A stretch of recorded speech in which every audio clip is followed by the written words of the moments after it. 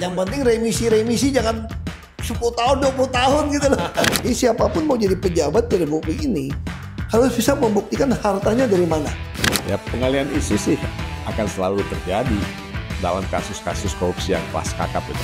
Nah, kita bisa copot, bisa pecat selama dia melanggar sistem.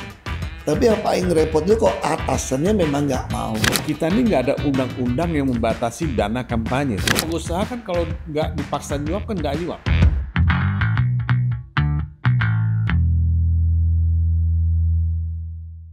Bagaimana pendapat Bapak bila koruptor dihukum mati?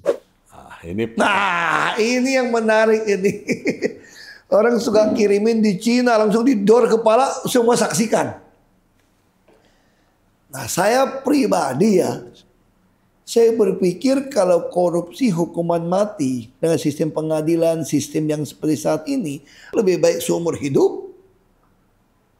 Mungkin dia bisa bertobat, penyitaan aset mungkin. Pemiskinan daripada bang, kalau diancam hukuman mati, ya saya kan bisa dipres habis-habisan. Iya. Tapi kalau seumur hidup beneran ini, stres itu. Ya. Terus pemiskinan, saya nggak tahu pendapat Bang Todong. Nggak, saya setuju. Saya ini agak dilematis kalau ngomong soal hukuman mati, karena sebagai aktivis hak asasi manusia, saya dari dulu menolak hukuman mati. Mungkin saya satu-satunya aktivis yang sejak tahun 79 berjuang untuk menghapuskan hukuman mati. Bukan saya tidak mengakui bahwa ada kejahatan yang sangat serius, sangat kejam. Banyak orang bilang, dihukum mati aja. Nah, saya nggak setuju karena menurut saya kejahatan itu produk dari lingkungan, produk dari sekitarnya itu. Kemiskinan juga berkontribusi terhadap kejahatan. Korupsi itu sebagian juga adalah produk dari kemiskinan. Nah, tapi kan kita nggak bicara mengenai korupsi yang kecil kayak gitu. Kita bicara mengenai korupsi yang kakap sebenarnya, yang grand corruption, di mana negara itu disalahgunakan, dibajak untuk memperkaya diri sendiri dan kelompoknya. Nah, apakah mereka mesti dihukum mati? Ya tidak menyelesaikan persoalan juga. Kalau menurut saya, uang tidak kembali. Itu tadi dikata orang bisa jadi kaya, artinya keluarganya yang kaya kan. Nah, kalau kita mau bicara pemberantasan korupsi, kembali. Satu, law enforcement yang mesti tegas. Kedua, penyitaan aset mesti betul-betul dilakukan. Pemiskinan mesti dilakukan. Pembuktian terbalik mesti dijalankan.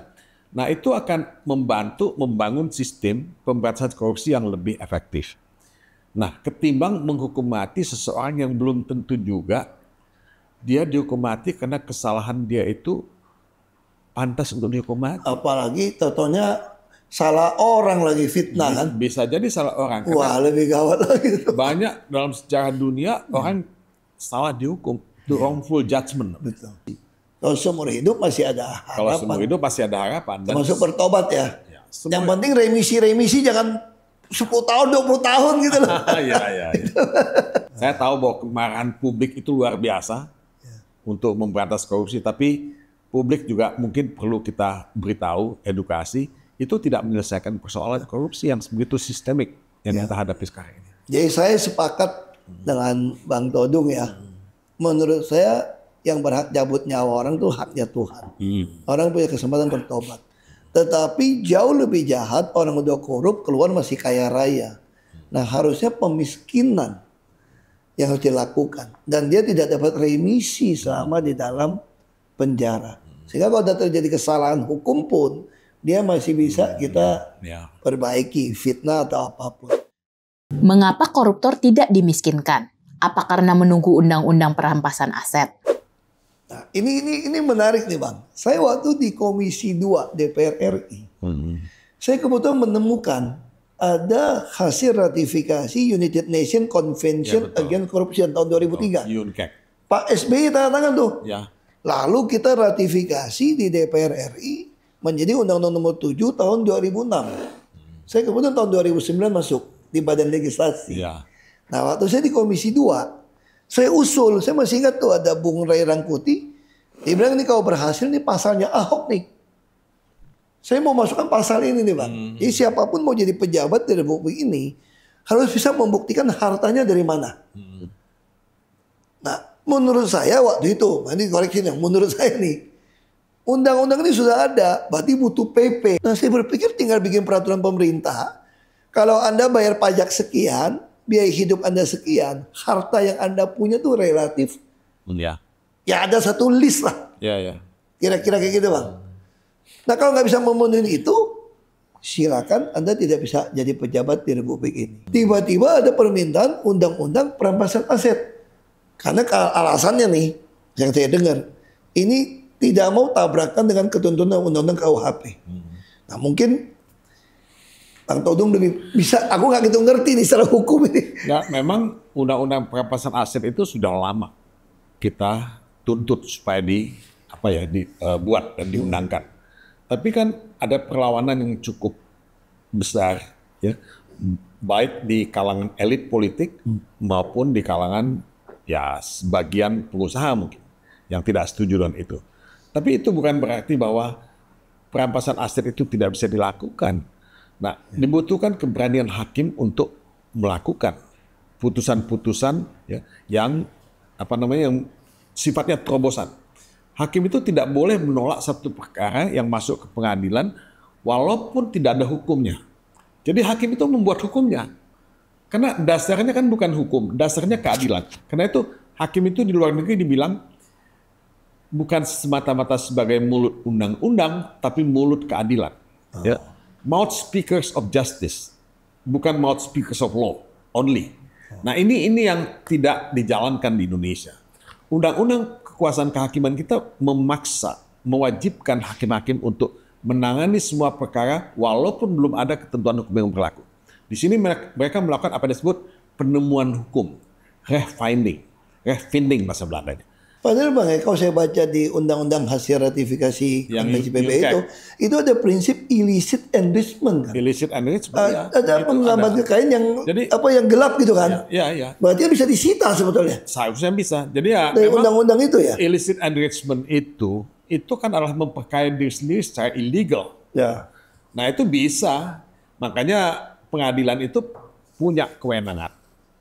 Dan sebetulnya kalau dia mau yakin, dia bisa minta supaya diaudit aja itu harta kekayaannya. Ya. Nah kalau diaudit kan ketahuan. Ini gajinya berapa, pendapatannya berapa, ini betul nggak? Ya, uang dari warisan, uang lotre, kan bisa ketahuan sebetulnya. Berarti tanpa PP saja udah bisa ya? Bisa. Undang-undang itu. Kalau hakimnya berani, kan ada PPATK juga. Iya, bisa dilacak. Ini yang nggak dijalankan. Jadi ya kita ini semuanya, kalau dalam bahasa hukumnya complicit. Kita ikut melakukan atau ikut membenarkan korupsi. Itu yang namanya TSM ya. Berarti betul-betul sistematik, masif semua. Bagaimana memastikan penegakan hukum yang efektif terhadap korupsi, termasuk potensi adanya pengalihan isu dan lupa kasus?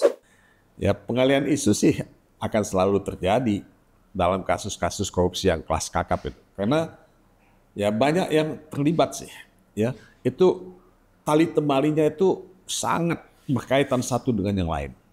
Jadi operasi-operasi untuk mengalihkan isu itu memang efektif dalam beberapa hal.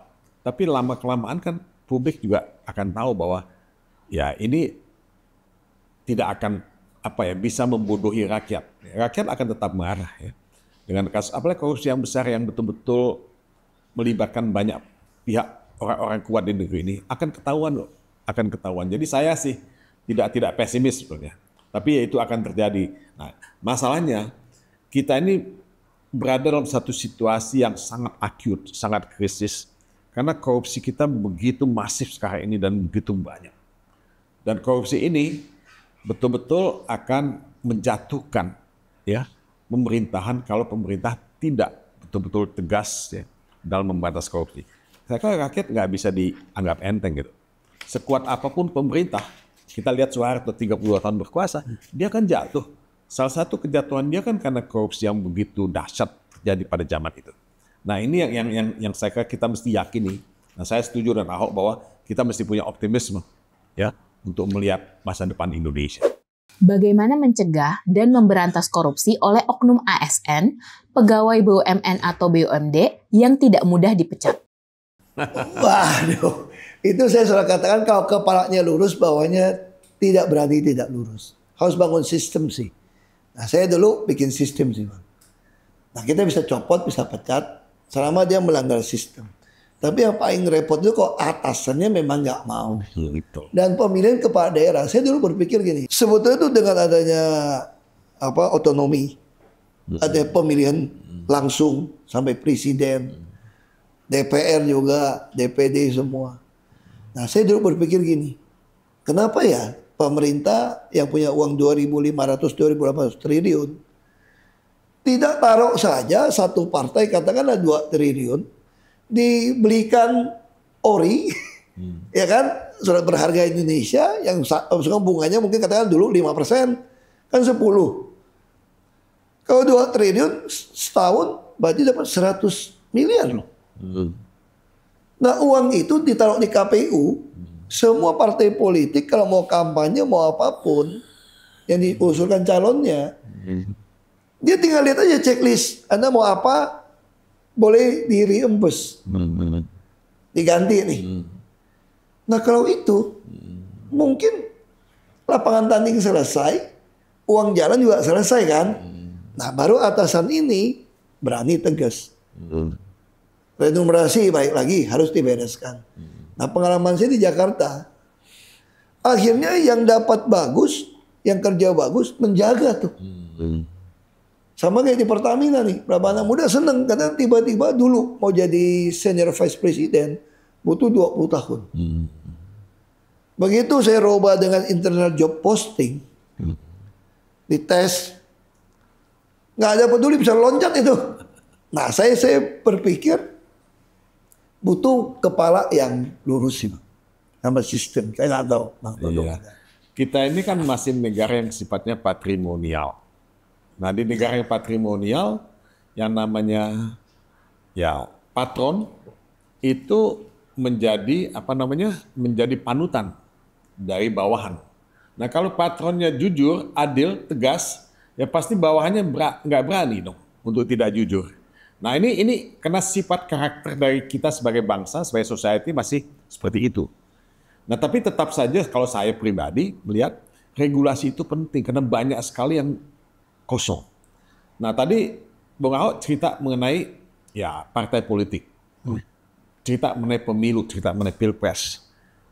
Kita ini nggak ada undang-undang yang membatasi dana kampanye, misalnya.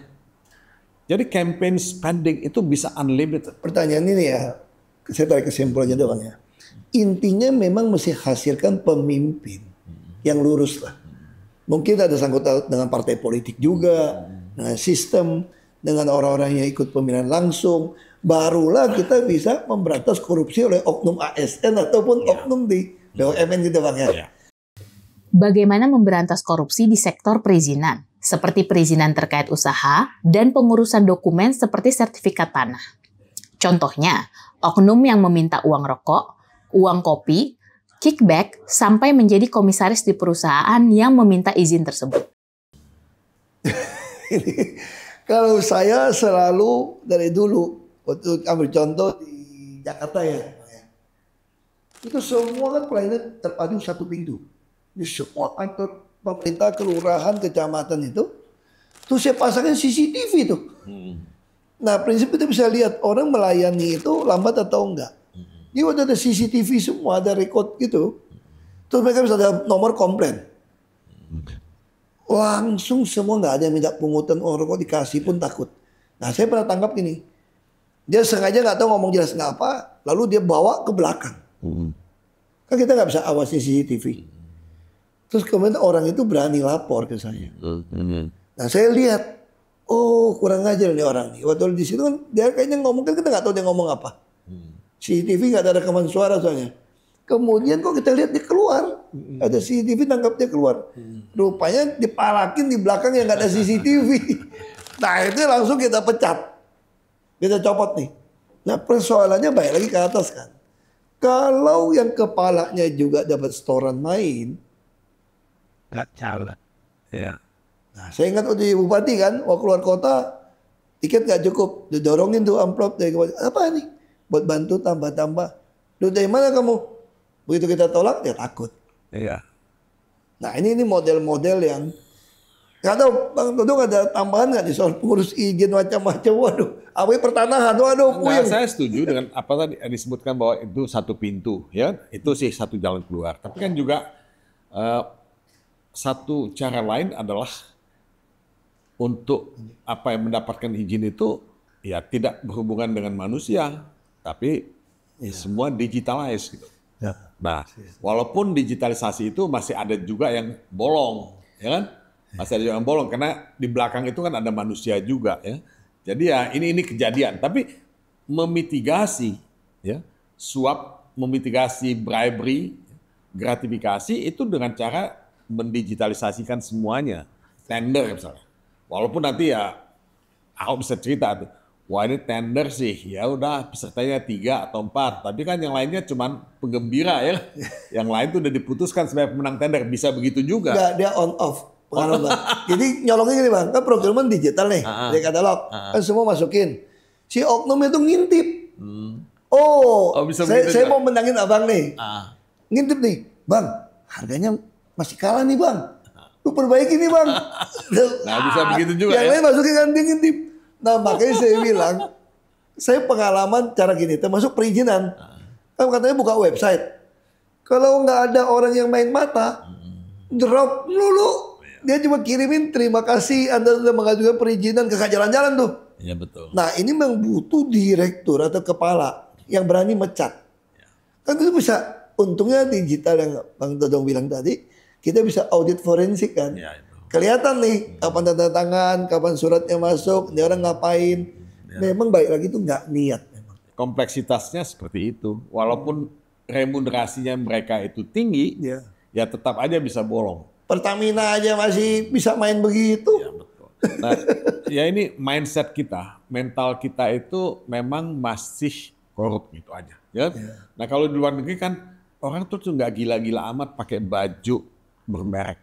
Baju kaos 18 juta gitu. Nggak gila-gila amat di sana. Kayak di Norwegia itu nilainya udah lain. Nilainya itu ya betul-betul jadi filantropi apa lebih bernilai itu gitu ya. value kemanusiaannya itu kan. Kemudian mereka nggak mikir bahwa mesti pakai tas mewah, mesti ini, mesti itu. Jadi kita tuh masih seperti itu. Makanya korupsi kita itu makin banyak karena orang mulai tergila-gila dengan merek. Tergila-gila dengan produk konsumeris. Apa kapitalisme ini? Nah ini salah satu tuh. Jadi kalau tadi kita ngomong soal digitalisasi, izin segala macam untuk tender, ya pasti bolong karena memang walaupun gaji pegawainya itu udah ditinggiin, karena dia juga nggak pernah merasa cukup gitu. Dan kemudian godaannya banyak dan value yang dia punya itu masih seperti itu, nilai-nilai seperti itu. Jadi ya dia pasti korupsi juga. Nah makanya revolusi mental sebetulnya waktu zaman awal-awalnya Pak Jokowi itu betul idenya. Tapi revolusi mental itu nggak jalan. Ya, kalau revolusi mental itu jalan kan mindset orang berubah. Ini nggak berubah so mindsetnya. Kita aja yang berubah mindset kita. Kita tetap aja jujur, ya kan? Bukan lama-lama orang sudah bilang gini, kita yang jujur ini mulai mikir, apa gue yang gila ya? Apa kita yang naif gitu? Iya. Tidak mau bisa pikir begitu. Iya. Orang mulai bilang sama saya, kamu ini kok ribut melulu lawan arus. Iya. Jadi kita lama-lama dianggap kita yang lebay. Sistem harus dibangun ya, digitalisasi. Nah sebenarnya paling penting itu bisa diaudit tadi. Misalnya contoh kayak perizinan, kan kita bisa lihat tuh jam berapa dia on off-nya. Kenapa orang udah masukkan, kenapa nggak first in first out. Masa orang udah ngajukan izin, kok yang tiba-tiba nggak ngajukan secara online kok bisa dapat izin. Nah ini kan semua mesti dipublikasikan. Siapa. Bisa contoh paling jelas lah. Kita tuh susah banget menentukan kenapa sini dapat jadi agen, sini nggak dapat jadi agen. Itu tertutup sekali. Nah sayangnya, ya begitulah kalau kita nggak di eksekutif, ya susah. Iya, betul. Aku ada dari dulu punya pemikiran tentang pernah dengar tapi nggak pernah baca jelas. Ini sebagai pengusaha gitu ya. Kita ngurus izin. Kalau nggak nyuap kan, kadang-kadang kalau yang ketemu pejabat yang nggak benar, kan nggak keluar nih izin kita nih. Kita nyogok nih. Nyogok ketangkap, masuk penjara. Nah saya pernah dengar kalau di luar negeri katanya, kalau urus perizinan, ketika terjadi suap, Maka si pengusahanya itu nggak kena penjara loh. Pejabatnya yang kena. Ya. Karena dengan asumsi pejabat yang punya kekuasaan dia akan memeras. Pengusaha kan mau kelangsungan hidup usahanya. Nah saya pernah berpikir, katanya Singapura begitu. Saya nggak tahu benar apa enggak. Kalau itu benar terjadi, pengusaha pasti nggak mau suap. Lu meres gua suap, gua laporin lu.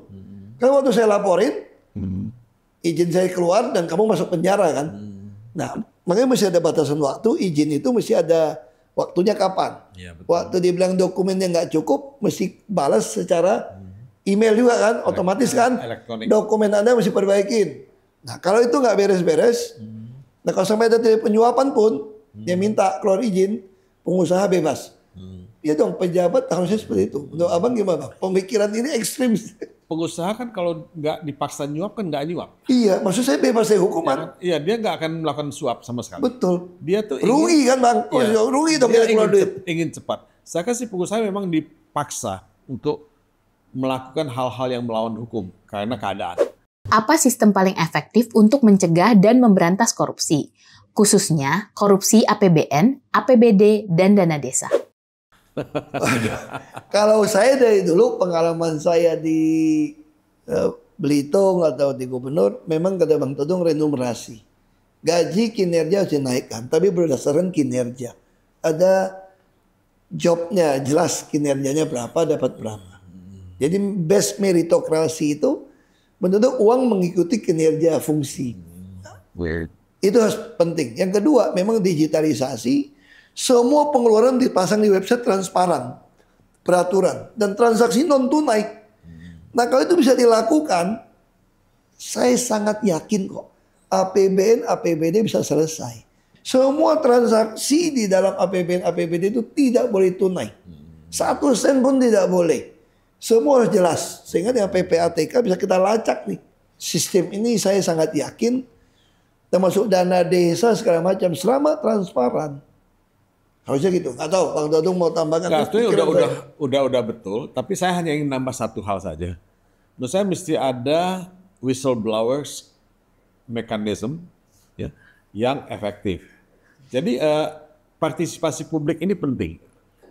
Karena kalau pemerintah tidak dikawal, tidak diawasi, tidak dikontrol, pemerintah akan semena-mena. Pemerintah akan abusive. Tapi dengan pengawasan publik ya, yang tadi disebut transparansi, ya, itu akan bisa membantu mengawasi kebocoran-kebocoran dalam APBN. Nah, salah satu yang bisa dilakukan adalah mengefektifkan whistleblower. Nah, whistleblower ini juga bisa dapat reward gitu. Yang tahu mengenai kecurangan, kebocoran itu kan orang dalam. Ya. Nah, orang dalam yang berani ini mesti dikasih reward. Kalau dia dihukum, dipecat, atau dimutasikan, tidak akan jalan tuh whistleblower. Jadi selama ini menurut saya kebocoran itu karena memang tidak ada pengawasan yang bisa kita lakukan. Karena atasnya juga main kali ya. Dilaporin malah dia. Nah makanya, jadi sebetulnya sih bisa dilakukan atasnya, tapi yang ini mesti dilindungi. Yang namanya whistleblower gitu. Nah whistleblower ini juga bisa anonim sebetulnya. Tidak usah menyebutkan namanya. Nah tapi saya nggak melihat sistem itu jalan. Di Pertamina dulu lapor ke saya langsung. Gitu. Itu efektif tuh. Karena saya merekrut satu chief auditor eksekutif yang berani. Sampai ini isunya mau disantet segala macam nih. Wah ini gila dia. Santet ini. Jadi karena memang orang terganggu. Tapi saya mau cerita ini kenapa. Itu membuktikan di instansi manapun masih banyak orang jujur kok. Masih banyak orang yang punya idealisme. Masih banyak orang yang merasa takut akan Tuhan gitu loh. Agama apapun ada orang gitu gitu. Nah itu yang membuat saya optimis kalau kita tidak mundur, masalah korupsi bisa kita selesaikan. Apalagi kalau ada pimpinan atasnya sepenuh hati ya, berani ya gitu ya. Nah, itu harusnya bisa. Bagaimana mengatasi praktik calo atau orang dalam pada proses rekrutmen di BUMN dan ASN? Waktu saya di Komisi 2 DPR RI, waktu itu saya masuk tahun 2009. Lalu 2010, pertama kali kita melakukan sebuah sistem CAT, Computer Analytical Testing. Analytical Testing gitu ya. Jadi sistemnya gini, orang ikut ujian, betul-betul duduk, langsung hasilnya keluar, semua lihat gitu loh. Jadi Bang Todung berapa, saya dapat berapa, sehingga kita puas kan. Makanya waktu saya masuk ke Jakarta, saya temukan anak-anak yang lulus dari yang rekrutmen itu, betul-betul yang luar biasa. Sayangnya kalau sistem naik pangkat mesti golongan itu kelamaan lama-lama itu tadi balik ke pertanyaan awal itu loh. Tapi rekrutmen kayak Bang Todung udah sampaikan, sistem rekrutmen diperbaiki, remunerasi perbaiki, karir pangkat juga mesti jelas gitu kan. Masih saya temuin kelemahan waktu di Pertamina. Apa kelemahannya? Tes ini sudah online. Ada tes sampai yang dari UK, tes kejujuran. Ada juga. Semua kita bisa tes. Kalau nggak masuk nggak bisa. Kelemahannya di mana? Interview. Ya ternyata interview satu orang, dia bisa nggak lulus. Nah kemudian saya ubah lagi. Interview harus 2 orang. Dan ada rekaman. Sehingga ketika ada pengaduan dari yang bersangkutan, kita bisa buka proses interviewnya seperti apa. Sehingga dia nyatakan nggak lulus. Padahal secara akademisnya dia bagus gitu. Tesnya bagus. Nah itu sistem itu yang kita lakukan. Tapi saya nggak tahu terakhir bagaimana. Tapi paling tidak selama 4 tahun tuh ada beberapa hal perbaikan. Kalau saya sih lihat pemerintah ya pimpinannya terutama itu mesti tegas betul terhadap calo dan orang dalam ini. Ya. Kalau pemerintah tidak tegas terhadap calo dan ordal ya itu kan tetap ada gitu. Karena itu bagian dari sistem yang korup itu. Itu kalau dilihat di mana-mana di semua instansi, termasuk instansi pendidikan, itu sangat banyak peranan calo dan orang dalam. Jadi itu jadi industri yang dijalankan oleh calo-calo ini, oleh orang dalam ini. Nah kalau itu kan udah mentalnya udah rusak betul, mentalnya udah korup sekali. Jadi kalau udah mentalnya udah sangat korup semacam itu, ya menurut saya kita ini ya berada dalam bahaya. Tapi sekali lagi saya tidak ingin menularkan pesimisme dalam kesempatan ini. Kita tetap mesti optimis karena tetap banyak juga orang-orang yang baik di dalam pemerintahan, di dalam dunia universitas, di dalam civil society. Nah inilah situasi yang kita hadapi. Tapi ya sekali lagi ya kita di sini kan punya tanggung jawab terhadap bangsa dan negara. Makanya kita ngomong apa adanya. Kita nggak nutup-nutupin gitu. Bukan karena kita ingin menjelek-jelekkan pemerintah, bukan itu. Kita ingin bangsa ini betul-betul bisa sampai kepada keadaan yang ya mengayomi, mensejahterakan semua rakyatnya. Inilah kesimpulannya soal bahas korupsi ini. Saya kira menarik ini. Kita udah sampaikan, Bang Todung udah sampaikan kenyataan seperti apa. Bahkan di buku ini khusus tentang perang lawan korupsi yang ada di Indonesia, pengalaman di Indonesia. Saya kira ini saya terima kasih banget nih. Dikasih buku, ya kan? Terus ditulis apa tuh enggak?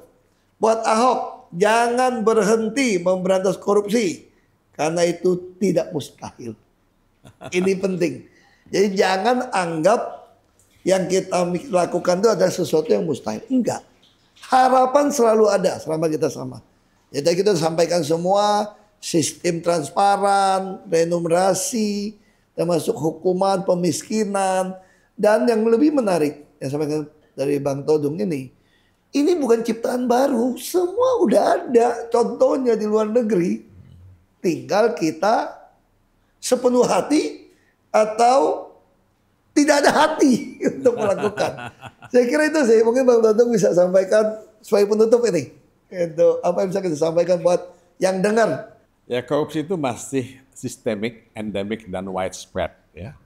Jadi kita ini negara yang termasuk korupsinya paling banyak dan indeks kita itu paling jelek ya di negara-negara Asia ya dan juga ASEAN. Kita masa nggak malu kalau kita hanya lebih baik dari Myanmar. Kita justru kalah dari Timor Leste misalnya dalam kasus pemberantasan korupsi. Tapi ya tidak ada alasan untuk tidak optimis. Saya hanya ingin mengatakan